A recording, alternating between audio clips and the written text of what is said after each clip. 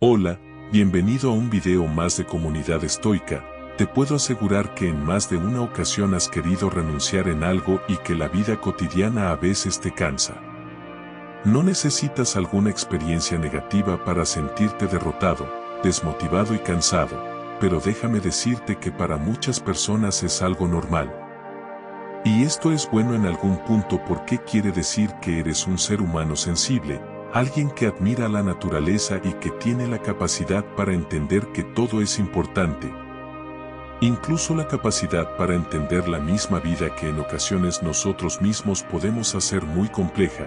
Claro que hay personas que son todo lo contrario.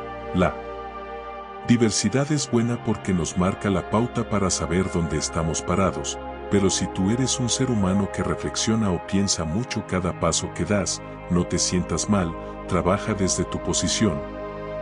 Aprovecha esa sensibilidad para enfocarte en el sentido de las cosas, el sentido de la vida, para tener una vida plena y feliz.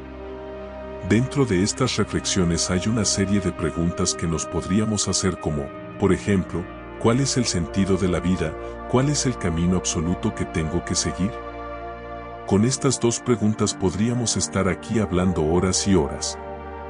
Pero lo importante y curioso de esto es que cada uno de nosotros tiene respuestas distintas para estas preguntas que su contestación puede llegar a ser muy ambigua. Pongamos esto en contexto, imaginemos un poco, piensa en esa persona que ante tus ojos no muestra interés por reflexionar si lo que está haciendo es lo adecuado, si su plática es solo superficial. Y cuando deseas tener una plática seria no podrías hacerlo con él, pero con todo este contexto, pregúntate, ¿cuál sería el sentido de la vida de esta persona? Piénsalo y analízalo bien. ¿Crees que tu sentido en la vida es el mismo al de él? Lo que te quiero transmitir con esto es que las reflexiones de nuestros actos nos ayudan para corregir, pero hay personas que nunca lo hacen. El sentido de la vida se define con pequeñas acciones para poder levantar un imperio emocional y satisfactorio. Para muchos, el sentido de la vida es llegar del punto A al punto B y repetir patrones, estudiar una carrera, un trabajo estable, un buen auto y un hogar cómodo para después formar una familia y repetir ese ciclo con los hijos. ¿Te parece esto el sentido de tu vida?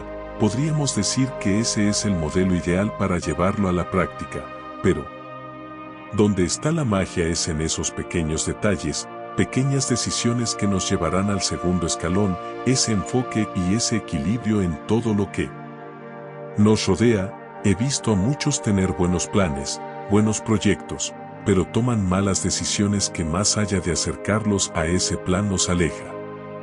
Te contaré una historia de un hombre quien forjó su destino contra todo pronóstico desde pequeño. Prepárate para una miniserie de varios capítulos donde te platicaré la historia de Marco.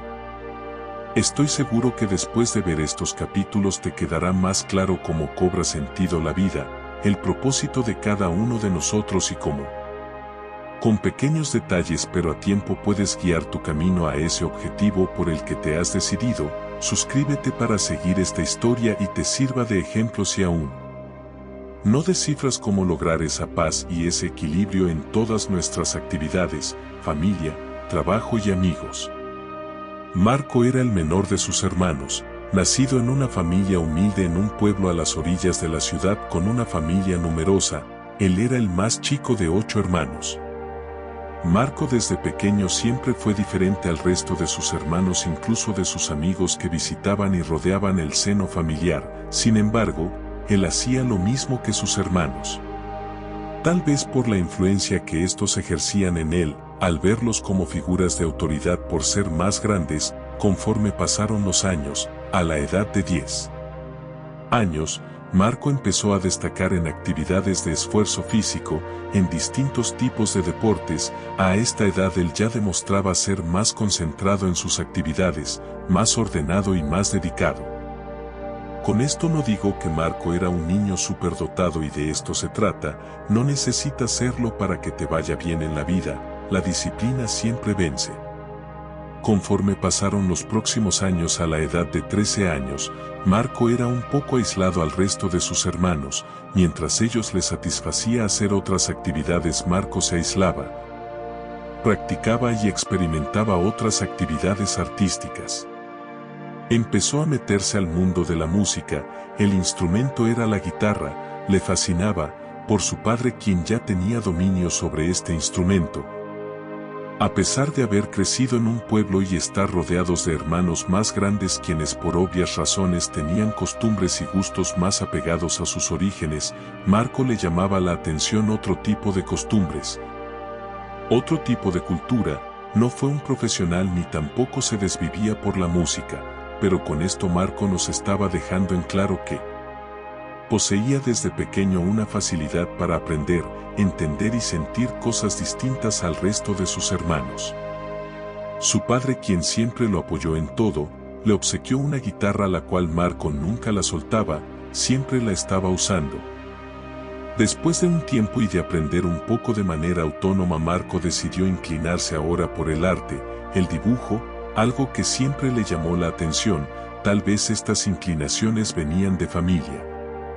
Al tener tíos quienes ya practicaban la pintura, el dibujo, Marco empezó a realizar y practicar este arte y lo hacía muy bien.